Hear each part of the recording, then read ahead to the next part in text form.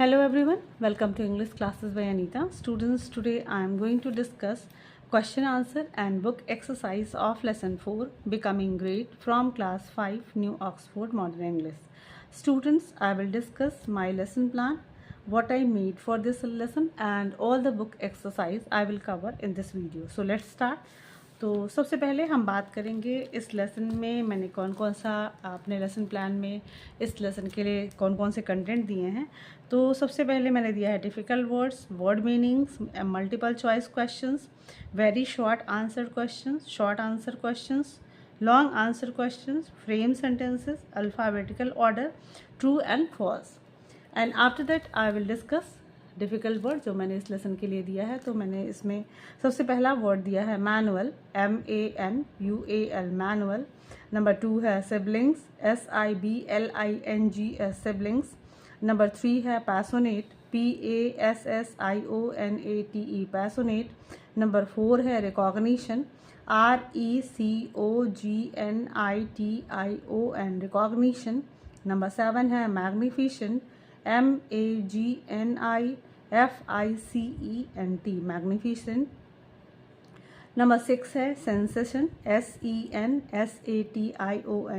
Sensation. Number 7 है ऑडियसली, ARDUOUSLY।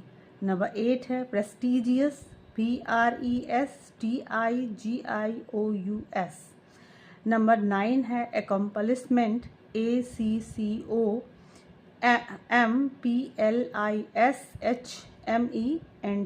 accomplishments। Number 10 है recognition, RECOGNITION, recognition. And agility, AGILITY, agility. Next है passionate, PASSIONATE, passionate. फिर है unbreakable, UNBREAKABLE, unbreakable. And again prestigious, PRESTIGIOUS, prestigious. And amateur, MATUEUR, amateur. Next है अब next content जो मैंने दिया है इस लेसन के लिए वो है वर्ड मीनिंग।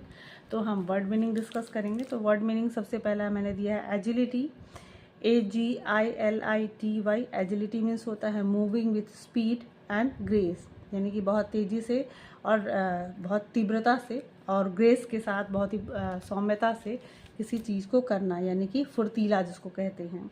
ऑडेसियसली मीन्स होता है विथ ग्रेट एफर्ट, यानी कि बहुत अपना एफर्ट लगा के, बहुत ही अपना जोर लगा के।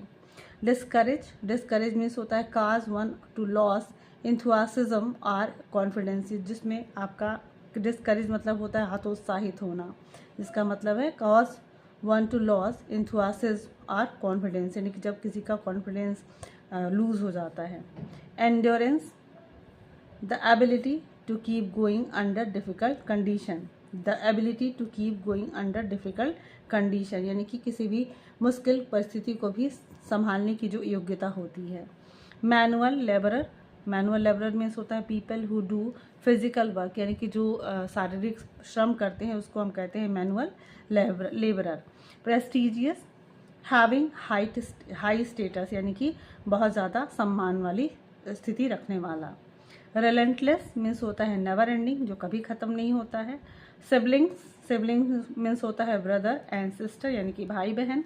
एंड सपल मीन्स होता है flexible, FLEXIBLE, flexible. Supple means होता है फ्लेक्सिबल। तो चलिए अब हम बात करेंगे MCQs की जो मैंने इस लेसन के लिए दिया है। तो सबसे पहला जो MCQs है, who inspired Mary Kom to became a boxer, किसने मैरी कॉम को इंस्पायर किया, प्रोत्साहित किया बॉक्सर बनने के लिए। तो आप देख सकते हो कि इसमें मैंने जो विकल्प दिए हैं वो है दारा सिंह, मिल्खा सिंह एंड डिंको सिंह। तो इसमें आप जानते हो कि डिंको सिंह ने ही उनको मैरी कॉम को बॉक्सर बनने के लिए प्रोत्साहित किया था, मोटिवेट किया था। सेकंड क्वेश्चन है what is the full form of Mary Kom, Mary Kom का फुल फॉर्म क्या है, यानी कि उनका पूरा नाम क्या है। मैरी के या मांगता चुंग जिंग जांग मैरी कॉम मैरी। तो आप जानते हो कि मांगता चुंग जांग मैरी कॉम था उनका पूरा नाम। How many times she became world amateur boxing champion, वो कितनी बार वर्ल्ड एमेचर बॉक्सिंग चैम्पियन है कि वर्ल्ड चैम्पियन बनी। तो 9 टाइम्स, 3 टाइम्स और 5 टाइम्स। तो आप जानते हो कि जो मैरी कॉम थी वो 5 टाइम्स बॉक्सिंग की चैम्पियन बनी। Okay, after this we will discuss about very short answer question. तो सबसे पहला जो वेरी शॉर्ट आंसर मैंने दिया है, पहला क्वेश्चन है, it is easy to become great. क्या आसान है कि मतलब महान बनना या ग्रेट बनना आसान है? No, it is not easy to become great, यानी कि महान बनना आसान काम नहीं होता है, या किसी भी अच्छी पोजीशन में पहुंचना आसान काम नहीं होता है। इसके लिए बहुत ही हार्ड वर्क करना होता है। नेक्स्ट क्वेश्चन है, what did Mary's parents work as. तो जो मैरी के पेरेंट्स थे, यानी कि मैरी कॉम के जो पेरेंट्स थे, माता पिता थे, वो कौन सा काम किया करते थे या किस तरीके का काम किया करते थे? तो Mary's parents use to work as a manual labourer in the field, यानी कि जो मैरी कॉम के जो माता पिता थे वो मैनुअल लेबर, यानी कि जो डेली बेसिस पे जो लेबर करते हैं, फिजिकल वर्क करते हैं, यानी कि जो दिहाड़ी का काम, मजदूरी का काम करते हैं, वो किया करते थे। नेक्स्ट क्वेश्चन है, where did Mary train to become a boxer, यानी कि जो मैरी कॉम को कहाँ पे ट्रेनिंग मिली जिससे कि वो बॉक्सर बन सकें? तो Mary trained in a boxing academy in Imphal. तो Mary trained in a boxing academy in Imphal, यानी कि मैरी ने बॉक्सर बनने के लिए इम्फाल में जाकर ट्रेनिंग ली थी। नेक्स्ट क्वेश्चन है शॉर्ट आंसर क्वेश्चन, यानी कि जो 2 लाइनर 3 लाइनर आंसर होते हैं उसको मैं शॉर्ट आंसर में लिखती हूँ। तो सबसे पहला क्वेश्चन है, what name is Mary sometimes known as and Y.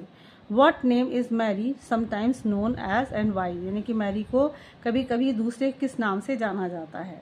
Mary Kom is also sometimes known as a magnificent Mary. कभी कभी मैरी कॉम को मैग्निफिसेंट मैरी के नाम से भी जाना जाता है, because of her many accomplishment in the sports of boxing, क्योंकि उन्होंने बहुत ज़्यादा बॉक्सिंग या स्पोर्ट्स में, खेल की जगत में उन्होंने अपना बहुत ज़्यादा योगदान दिया है, बहुत अच्छा काम किया है, इसलिए उन्हें मैग्निफिसेंट मैरी भी कहा जाता है। नेक्स्ट क्वेश्चन है, how was Mary Kom honoured. Mary Kom को सम्मान कैसे मिला? Mary has been awarded the Padma Shri in 2010, the Padma Bhushan in 2013, यानी कि मैरी कॉम को पद्म श्री से 2010 में सम्मानित किया गया, पद्म विभूषण से उन्हें 2013 में सम्मानित किया गया, and she was also a recipient of Rajiv Gandhi Khel Ratna, और उन्हें राजीव गांधी खेल रत्न का भी पुरस्कार मिला है। नेक्स्ट क्वेश्चन है लॉन्ग आंसर, जो मैं इस क्वेश्चन के लिए नहीं, एक क्वेश्चन में मैंने इस के लिए दिया हुआ है जो शॉर्ट है, तो सबसे पहले उसकी बात कर लेते हैं। What are 3 of Mary's biggest achievement, यानी कि मैरी के और भी जो 3 अचीवमेंट हैं, उपलब्धियां हैं, वो कौन कौन सी हैं? तो Mary Kom has been the world amateur boxing champion 5 times in row, यानी कि मैरी कॉम वर्ल्ड चैम्पियन यानी कि विश्व चैम्पियन रही हैं, 5 बार रही हैं।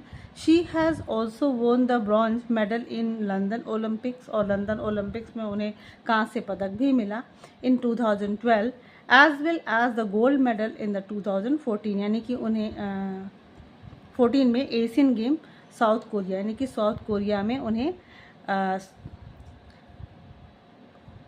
She has own the bronze medal in London Olympics इन 2012, यानी कि 2012 में लंदन के ओलंपिक गेम्स में उन्हें कांस्य पदक मिला, और एशियन गेम्स साउथ कोरिया में जहाँ पे उन्हें गोल्ड मेडल मिला था 2014 में। चलिए अब लॉन्ग आंसर डिस्कस करते हैं। तो लॉन्ग आंसर हमारा है, what does Mary do the shows she is good person.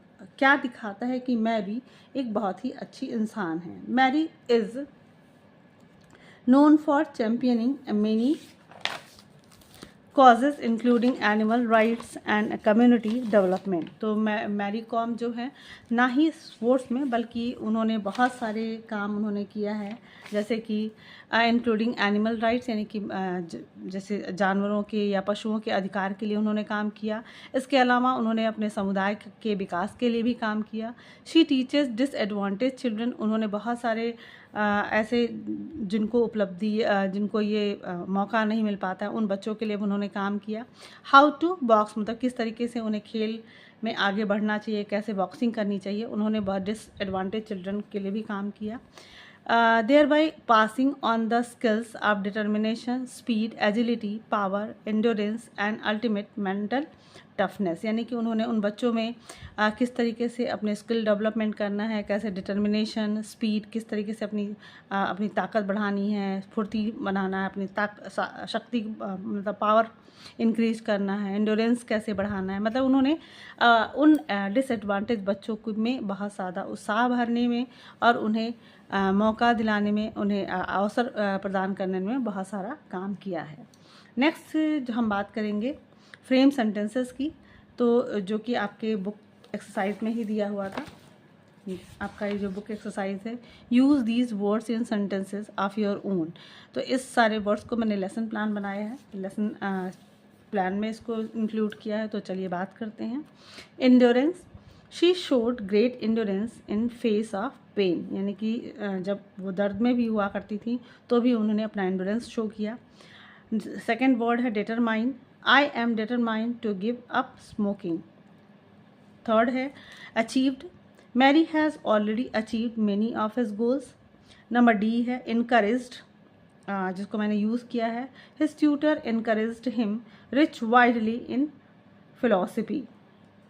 Number E है accomplished, she has the confidence of an accomplished athlete.